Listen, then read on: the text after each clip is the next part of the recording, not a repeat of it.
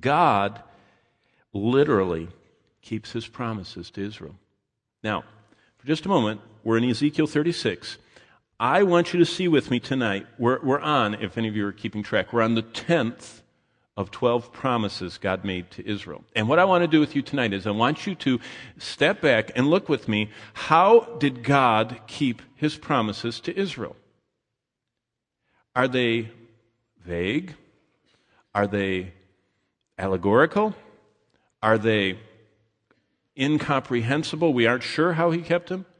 Or, as we look at each one, can we honestly say, in fact, with half of them, all you have to do is go to the public library, and don't even go to the Christian section, go to the secular section. Half of all God's promises to Israel are recorded in universally accepted history. I'm not talking about creationism, Ken Ham and the Institute of Creation Research. I'm talking about any secular, even Muslim publication will acknowledge at least 5 of God's 10 promises as literally happening. And the other 5, if they were honest, they would acknowledge too, but it gets uncomfortable. But we cling to the God who keeps his word. God has made many promises, and he keeps them. God has promised, I will never leave you or forsake you. What does that mean? Well, we're not sure. It could be allegorical. No, we just believe if he promises something, we believe that he means what he says. God says, I will never leave you.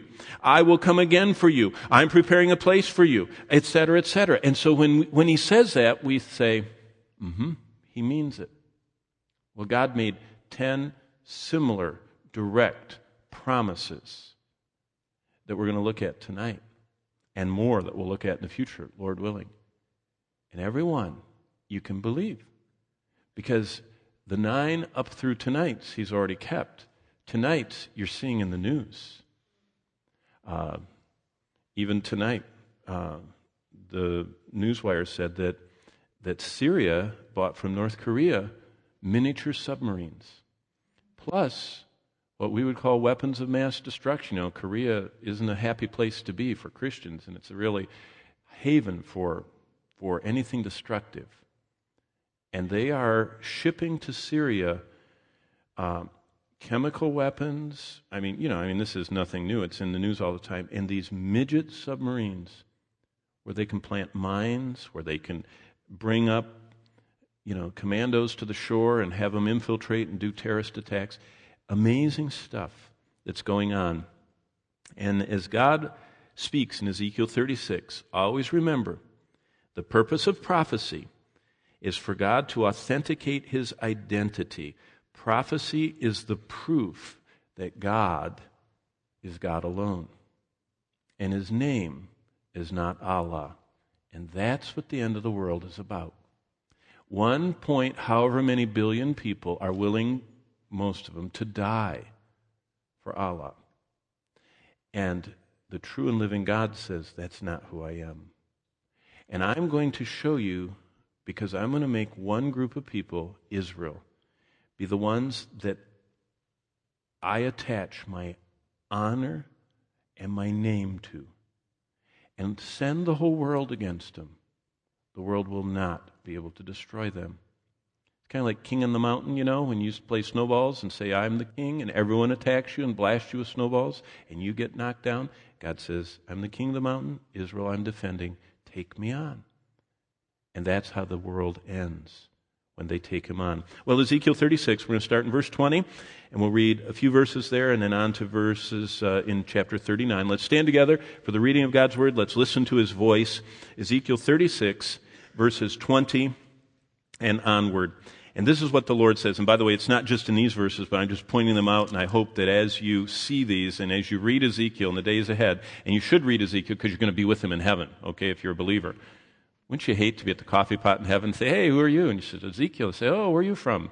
He looks at you and says, your Bible. You go, oh, I didn't read the Old Testament. Okay, here we go. Look at verse 20 and onward. When they came to the nations wherever they went, Ezekiel 36:20, they profaned my holy name when they said of them, these are the people of the Lord, yet they have gone out of his land. So see, God says every time the people he expelled, the Jews, were wandering through the earth, people profaned God's holy name when they remembered that they had been God's people and they'd been ejected. Keep reading to verse 21. But I had concern for my holy name. That's the whole purpose of prophecy. God says, I'm going to protect my name, which the house of Israel had profaned among the nations wherever they went. So see, the whole purpose is, God says, those people that I ejected, I'm going to bring back, and I'm going to bring them to honoring my name, which they're not there yet.